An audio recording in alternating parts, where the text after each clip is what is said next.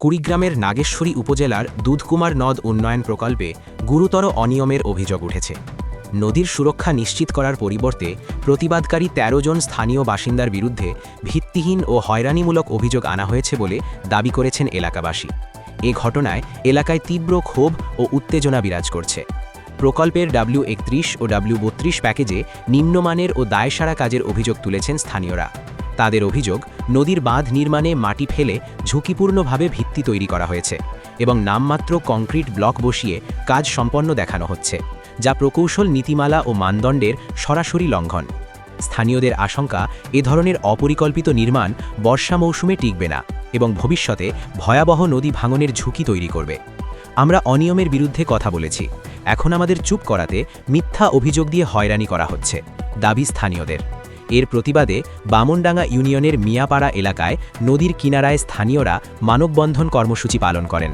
তারা অনিয়মের সুষ্ঠু তদন্ত এবং ঠিকাদারের বিরুদ্ধে ব্যবস্থা নেওয়ার দাবি জানান।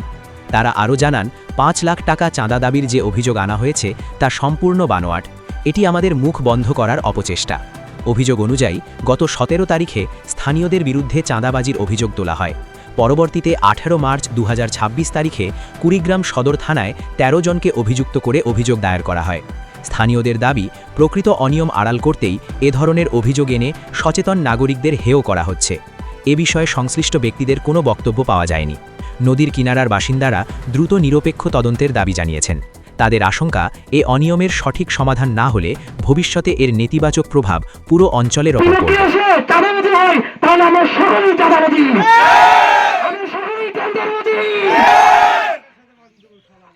পরিশেষে একটাই আবেদন, আমাদের কাজ যেন দুর্নীতিমুক্ত হয়।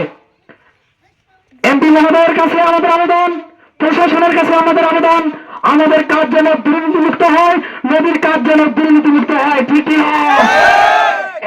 বিশাল বাজেট, এটা যেন সুষ্ঠুভাবে সম্পাদন হয়, এই কাজটা যেন সঠিকভাবে সম্পাদন হয়, তার দাবিতে আমরা এই মানববন্ধনের আয়োজন করছি।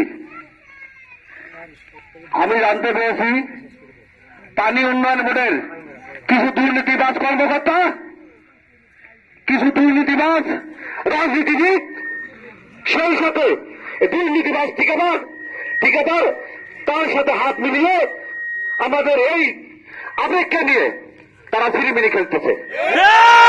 আমরা এই আবেগকে, আমাদের এই আবেগকে দুধকুমার নদীর সাথে বিসর্জন নিতে পারি না।